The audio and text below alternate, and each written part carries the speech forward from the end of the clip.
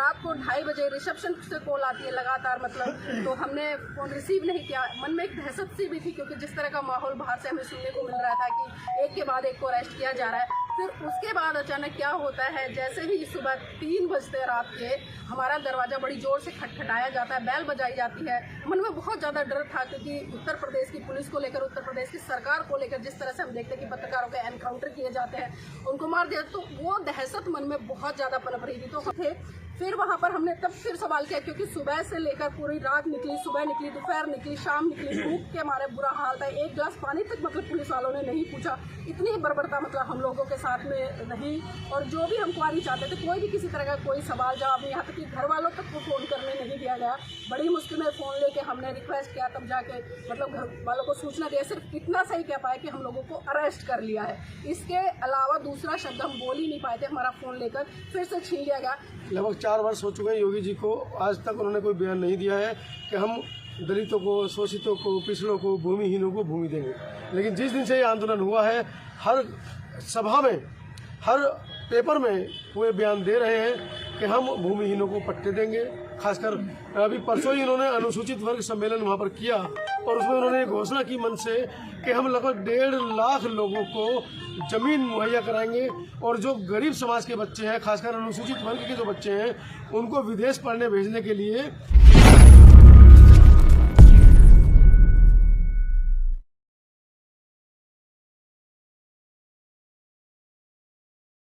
दोबारा से आंदोलन में पहुंचे। वहाँ हमारी जो साथी हैं वो उतर गई, और भी कई साथी थे हमारे साथ में, लेकिन हम और जिस तरह से और साथी थे हम सभी होटल पहुंचे तो हम बड़े बेफिक्र थे। हमें ऐसा कुछ लग नहीं रहा था कि भाई हम लोगों को कुछ ऐसी तानाशाही का सामना करना पड़ेगा, क्योंकि हम लोग पत्रकार हैं, जनता की आवाज़ बन रहे थे, तो जरा सी भी शंका नहीं थी। लेकिन जैसे ही हम बाहर थोड़ा सा रेलिंग पे आए तो हमने देखा कि पूरे होटल के सामने पूरा का पूरा होटल छावनी बना हुआ था। कम से कम 50-60 पुलिसकर्मी वहाँ पर खड़े थे। तो हमारे मन में ख्याल आ गया कि शायद कुछ जो कार्यक्रम हुआ है उसके रिगार्डिंग हो या फिर हॉस्पिटल में, उसमें होटल में कोई भी क्वारी होगी उसके रिगार्डिंग आएंगे। लेकिन फिर धीरे धीरे हमें पता चलने लगा फ़ोन के माध्यम से कि भाई जो आंदोलन में जो लोग थे उनको धीरे धीरे एक एक करके अरेस्ट किया जा रहा है। और तमाम साथियों से हमारी धीरे धीरे बात होती रही, मीडिया कर्मियों से भी बात होती रही, तो उन्होंने बताया कि उनको अरेस्ट कर लिया, उनको अरेस्ट कर लिया, उनको अरेस्ट कर लिया। आप भी जल्द जितना हो सके जल्दी से जल्दी होटल से बाहर निकले।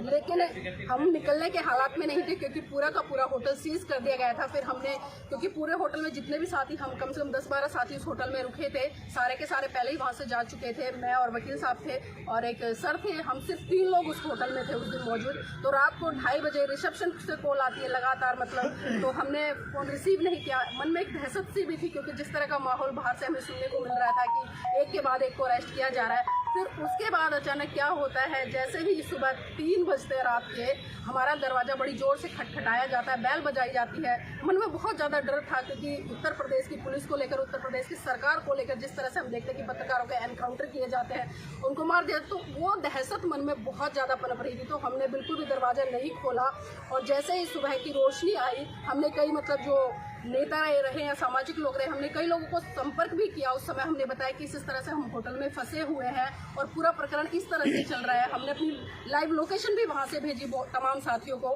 फिर उसके बाद सुबह 6 बजे जो रिसेप्शनिस्ट थे वो ऊपर आए होटल के, उन्होंने कहा कि आप नीचे आइए, बहुत सारी पुलिस आई है और आप लोगों को बुलाया। तो जैसे ही हम नीचे गए तो पुलिस वाले ने कहा कि नीलम बोध आप है, तो मैंने कहा हाँ। तो बोले चलिए मैडम, आपको थाने बुलाया है। तो मेरे साथ में वकील साहब थे, इनका तो नाम भी नहीं था, लेकिन फिर भी उनको भी अरेस्ट कर लिया गया। तो इस तरह से हम दोनों साथियों को सुबह वहाँ पर लमसम में 7 बजे जो रामगढ़ ताल का थाना था वहाँ पर ले जाकर बिठा दिया। पूरा दिन बिठाए रखा। हमने पूछा कि भाई आखिर किस लिए हमें बिठा के रखा है, कम से कम आप बताइए तो सही हमें क्यों उठाया, क्योंकि हम तो पत्रकार हैं। तो बस एक ही बात चल रही थी कि बड़े साहब नाराज है, बड़े साहब नाराज है, बड़े साहब नाराज है। हमने कई बार सवाल किया कि आखिर ये बड़े साहब कौन है। फिर जो दूसरे साथी थे उनको भी वहाँ ले आए थे। फिर उसके बाद जैसे जैसे दोपहर ढलती गई तो लगभग 2 बजे वकील साहब को वहाँ से चुपचाप उठाकर लेके चले गए। मुझे बताया भी नहीं, ना वकील साहब को बताया। वहाँ से गाड़ी दूसरी गाड़ी में बिठा कर लेके गए। मैंने कई बार पूछा कि भाई जो मेरे साथी थे, मेरे साथ में थे, उन्हें कहाँ ले जाया गया, कम से कम मुझे आप सूचित तो कीजिए। लेकिन उन्होंने कुछ नहीं बताया। फ़ोन जैसे ही अर्ली मॉर्निंग हमें अरेस्ट किया था तो उन्होंने तीनों फ़ोन हमारे सीज कर लिए थे। उसके बाद लगभग 2 घंटे बाद मुझे कैंट थाने ले जाया गया। और जब मैं कैंट थाने पहुंची तो मैंने देखा वहाँ पर मनोज अंतानी जी भी थे और संतोष जी भी थे और भी तमाम आंदोलन के जो साथी थे वहाँ पर थे। कुल मिलाकर हम 9 साथी वहाँ पर अरेस्ट हुए थे, जिसमें कि हम 4 अभी यहाँ पर मौजूद हैं और एक साथी आए नहीं हैं और एक साथी लखनऊ से थे और जो 2 साथी हैं वो वहीं से गोरखपुर से थे। तो कुल मिलाकर 9 साथी हम अरेस्ट थे। फिर वहाँ पर हमने तब फिर सवाल किया, क्योंकि सुबह से लेकर पूरी रात निकली, सुबह निकली, दोपहर निकली, शाम निकली, भूख के हमारे बुरा हाल था। एक गिलास पानी तक मतलब पुलिस वालों ने नहीं पूछा। इतनी बर्बरता मतलब हम लोगों के साथ में रही। और जो भी हम क्वारी चाहते थे, कोई भी किसी तरह का कोई सवाल जवाब नहीं, यहाँ तक कि घर वालों तक को फ़ोन करने नहीं दिया गया।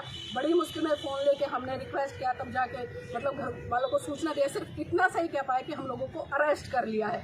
इसके अलावा दूसरा शब्द हम बोल ही नहीं पाए थे। हमारा फ़ोन लेकर फिर से छीन लिया गया। फिर उसके बाद हम 6 लोग थे, जिसमें कि मनोज अंतानी जी और संतोष जी और रमेश जी, इनको तो थाने में ही रखा। और जो हम 6 लोग थे, निराला जी, मैं, वकील साहब और दारापुरी जी और सिद्धार्थ जी, हम 6 के 6 लोगों को वहाँ से पुलिस दूसरी थोड़ा सा मोबाइल साइड कर लो। तो हमने सोचा कि शायद हमारे पत्रकार साथी मोबाइल आराम में देर बाद छोड़ देंगे, लेकिन नहीं हुआ ऐसा बिल्कुल भी। तो उसके बाद में बहुत सारी क्वारी चलती रही हमारे साथ में। हॉस्पिटल ले जाया गया, फिर फिंगरप्रिंट, मतलब सारी चीज़ें करके लगभग रात को 1 बजे हमें बिछुआ जेल गोरखपुर में सलाखों के पीछे डाल दिया गया। हमें कुछ नहीं पता था कि कहाँ लेकर आए, क्योंकि रात इतनी थी हम पढ़ भी नहीं पा रहे थे कि कौन सी जेल में है। तो इस तरह का बहुत ही मतलब जो पुलिस का रवैया रहा वास्तव में बहुत ही निंदनीय रहा। लेकिन हमें थोड़ा रिलीफ था कि हमारे तीनों साथी हैं वो शायद उनको छोड़ देंगे जो भी क्वारी करके।